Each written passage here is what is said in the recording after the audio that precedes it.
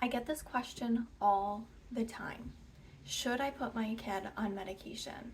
And the first thing that I want to say is no one can tell you that.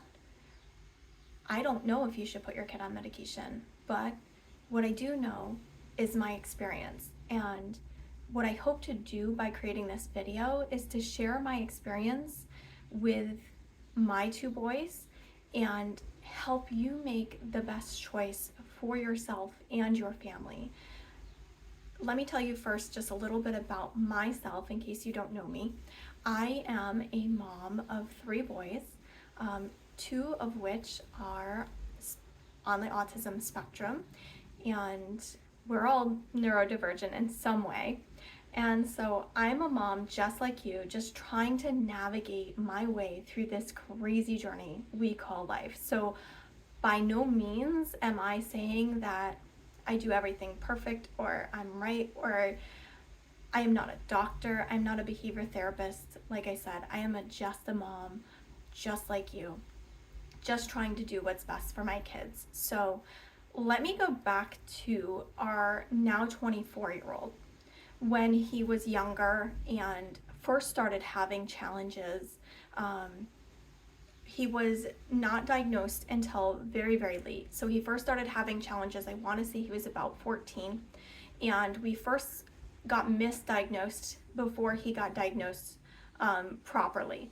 And so he was diagnosed with depression and OCD and anxiety first. And then the doctor basically told us that she wasn't qualified to make the autism or ASD diagnosis. Back then it was still called Asperger's, which is what we were thinking he had. And we went there for the diagnosis and she literally just told us, oh, I'm not qualified to make that diagnosis, after we had already spent several hours, lots of, hundreds of dollars to get the diagnosis. She was like, oh yeah, I can't make that diagnosis for you. And she sent us to another specialist to make that diagnosis, which, by the way, he did come back on the autism spectrum, which was really no surprise to us based on what we were experiencing in everyday life. At that point, during puberty was really his most challenging time.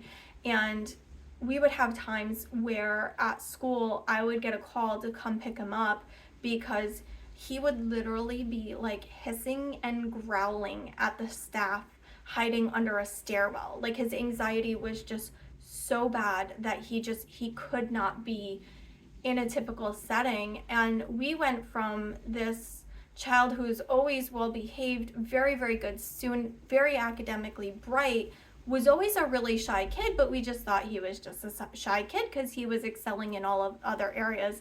That and, the information out there back then is very different than the things that we know to look out for now. So that was at some of its most challenging. We did get him into an alternative school. It was called the Lotus School for Liberal Arts. Unfortunately, it no longer exists, but it was an absolutely fantastic path for him. And we also went the functional medicine biomedical route with him as well.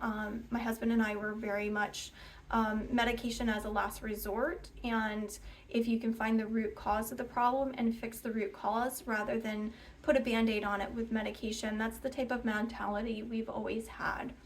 But what I will say with Alexander in his case is, once we finally felt like we had exhausted all of the options and he was really at his breaking point and he was suffering, and it became clear that he needed more help than what we could give him with natural medicine. And so we, when I say reaching his breaking point, I would say depression was one of his highest areas of need. And his breaking point was us having to have an ambulance come and get him from our home. He had backed himself in a corner of our bathroom and was having suicidal thoughts, and we were really scared for him.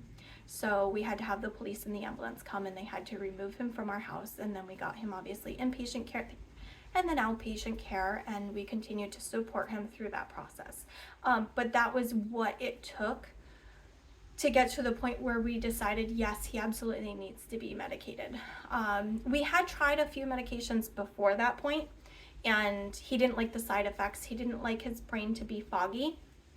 And so, like I said, we had tried a couple of things. He didn't love it before finding something that did work for him. Fast forward to now, my now 9-year-old son is also on the autism spectrum. I would say also suffers from anxiety disorder. And we've gone through the roller coaster with him, really. We have times where he's done so well that most people looking at him would think that he was neurotypical. They would not know notably that he has a diagnosis. And, we've gone to periods of time, like I've shot in a previous video, where we can't bring him out. We can't have him at a restaurant. It's too overstimulating. He's not well behaved enough that it becomes too embarrassing for us, that it becomes uncomfortable to bring him out in public. So we just have, autism's a spectrum. We have this varying spectrum, and that's why people really get offended by the term high functioning, because even the most high functioning individual has low functioning days, and that has been my experience with both of our boys. At times they are very high functioning and, can function as a neurotypical, in one case, adult or child. And in other instances or other situations, it really is too much. And for my youngest, the impulse control is really a big problem for him. But going back to what brought us to actually putting him on medication was, he's now 9, he'll be 10 in April, and he was getting more and more aggressive towards us. Now, some of this we did discover is dairy, and removing dairy from his diet did make a huge impact. We had removed dairy from his diet since he was about 2 years old. It was very clear that he had a dairy allergy. He broke out in hives. You can grow out of a dairy allergy, so we had started reintroducing it. Hadn't really seen any impact in him. No hives, no obvious digestive upset. So we thought, oh, well, maybe he's fine now. But after the cumulative effect of the dairy in his body, we found that it was causing an increase in aggression. But even removing the dairy, it hadn't removed the aggression enough for the sanity of our household. We were getting punched on a regular basis, or I was getting punched on a regular basis. The screaming, the kicking, the fighting. He would charge me like a bull. Like, he would literally, like, if you said something that he didn't agree with or he didn't want to hear, and it could even be something that wasn't inaccurate, but maybe he misunderstood it, or again, something that's just hard to hear. Maybe it was constructive criticism, but he didn't want to hear it. He would literally charge you from across the room and like a bull, headbutt you in the stomach, like pushing his body into your body. I would definitely say that I have sensory processing disorder, and I am probably sensory avoidant, where I don't like a lot of touch. I don't I get overstimulated by a lot of touch. And so that was a big problem for me, because he would just be all over my body. And so again, we were just getting to the point where these instances were becoming more and more frequent. Again, I do have now 3-year-old son. He was seeing his brother, shouting at us all the time, hitting us all the time, being very aggressive, and thinking that was normal and okay, like that's how people act. And we really just weren't okay with that. And so that's what made the decision for us. Now, again, we've tried everything else. We've done biomedical, we've done food elimination, we've done, eliminating gluten and dairy and casein, and we've done thousands of dollars of hyperbaric oxygen therapy, which I will say I do feel like made a positive impact. And we did try that first before doing the medication. We did another round of HBOT. But again, I felt like it helped, but it didn't help enough to regain the sanity in our home. We just got to the point where our nervous systems were never getting a break. We were always on edge, because we just never knew when he was going to explode like a volcano.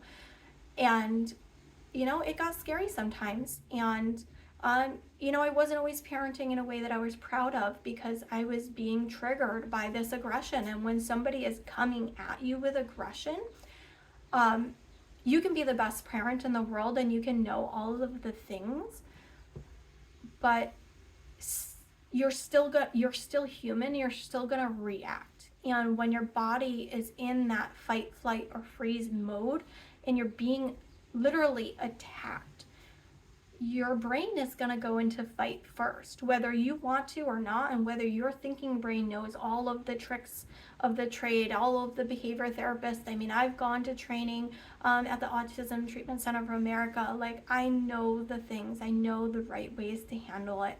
And don't get me wrong, there's a lot of times where I did the right things. And there were some times, like I said, that I was, a parent that I was not proud of to him, and I didn't like it. And that's what made us make the decision to try medication.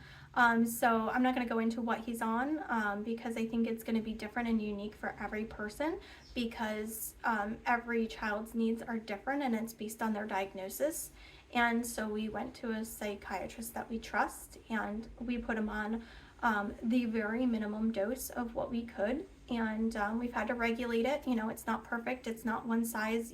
You do have to try it and then see how the child or person reacts to it. And we've been able to fine tune the dosage because we were finding that it wore off at school. And so that instead of twice a day, we're now giving it 3 times a day. But it has been a life changer for us, just to be able to manage our home in a way that feels more calm. And that was really the thing that, like I said, it was just, you never knew when it was going to be an exploding volcano, and you were just always on edge. School has noticed an impact. He's just able to regulate and maintain his baseline a lot better. And so for us, it feels like it was the right choice. So hopefully in sharing my experience, you're able to do what's best for yourself or your family. And I hope you make an amazing day.